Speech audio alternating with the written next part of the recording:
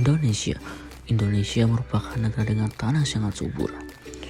Tentunya kita harus sadar kalau sumber daya alam di Indonesia itu sangat kaya, mulai dari hutan, laut, minyak bumi, gas, batu bara, emas. Begitu juga dengan hasil perkebunannya yaitu rempah-rempah yang sangat melimpah. Semua kekayaan itu dimiliki oleh Indonesia dan tersebar di berbagai posisi yang ada, dari Sumatera hingga Papua. Kekayaan Indonesia ini menjadi pusat perhatian bagi bangsa lain. Contohnya bangsa Eropa yang datang ke Indonesia pada abad ke-16 yang punya tujuan tertentu dan membawa perubahan besar dengan terjadinya suatu penjajahan bangsa barat.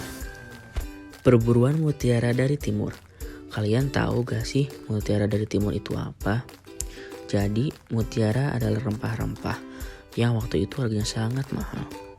Timur adalah wilayah di benua Eropa, tepatnya Indonesia. Kegunaan rempah-rempah yang menjadi pusat perhatian bangsa Eropa adalah sebagai berikut. Sebagai prestis. Prestis adalah sebuah kebanggaan atau wibawa yang berkenaan dengan prestasi atau kemampuan seseorang. Dan konon katanya bau rempah adalah bau surga. Selanjutnya adalah sebagai bumbu masak, obat-obatan, dan penghangat badan.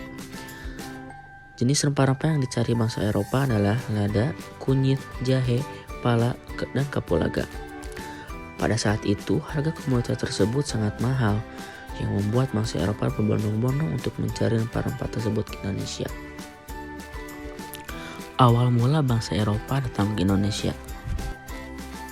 Yang pertama adalah mencari rempah-rempah. Selanjutnya, jatuhnya kota Konstantinopel ke tangan Turki Utsmani. Konstantinopel adalah salah satu kota yang terkenal karena pusat perdagangan internasionalnya. Banyak jenis komoditas di pasar tersebut, misalnya batu mulia, emas, gading, sutra, dan juga rempah-rempah. Dengan kota tersebut menjadi pusat perdagangan, hal itu sangat memudahkan bangsa Eropa untuk mencari rempah-rempah. Tetapi dengan jatuhnya kota Konstantinopel pada tahun 1453 ke tangan Turki Utsmani, bangsa Eropa untuk mendapatkan rempah yang lebih mudah kini berubah menjadi 180 derajat. Dengan kompleksnya seperti itu, mereka berusaha mencari dan menemukan daerah penghasil rempah ke timur. Hingga saat itu, petualangan, penjajahan, dan peremburan dunia baru dimulai. Selanjutnya, kemajuan iptek dalam bidang navigasi, perkapalan, dan persenjataan. Kemudian, adanya tujuan mencari gold, glory, dan gospel. Gold adalah emas, glory adalah kejayaan, gospel adalah menyebarkan agama Nasrani. Selanjutnya melakukan balas dendam kepada orang asing masa Turki. Dan yang terakhir adalah terinspirasi dari kisah Marco Polo dalam buku The Travels Marco Polo.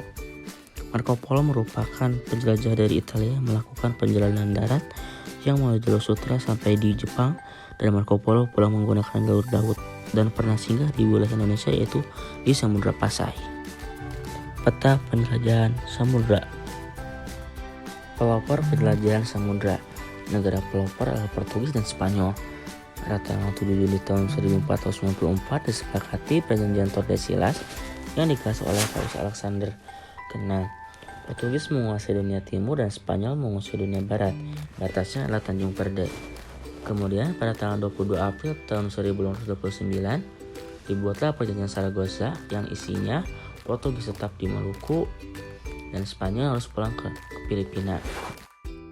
Penjelajah dari Portugis. Yang pertama adalah Bartolomeu Dias.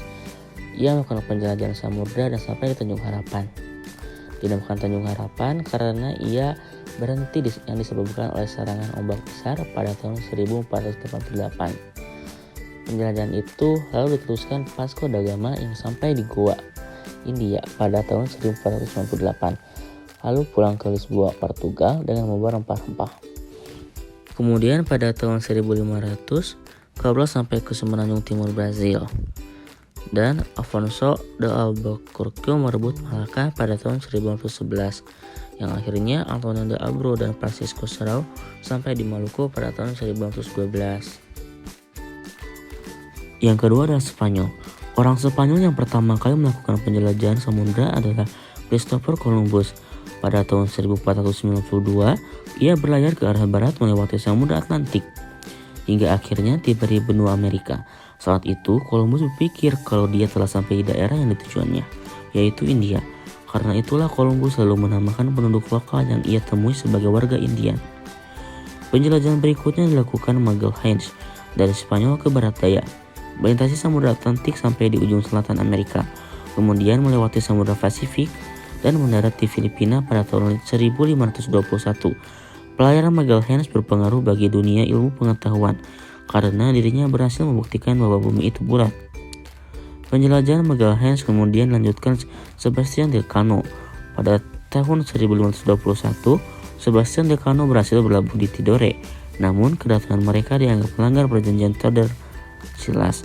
Untuk menyelesaikan permasalahan keduanya, Portugis dan Spanyol melakukan perjanjian Saragossa pada tahun 1529. Pada tahun 1498, Inggris pertama kali sampai ke India yang dipimpin oleh Vasco da Gama.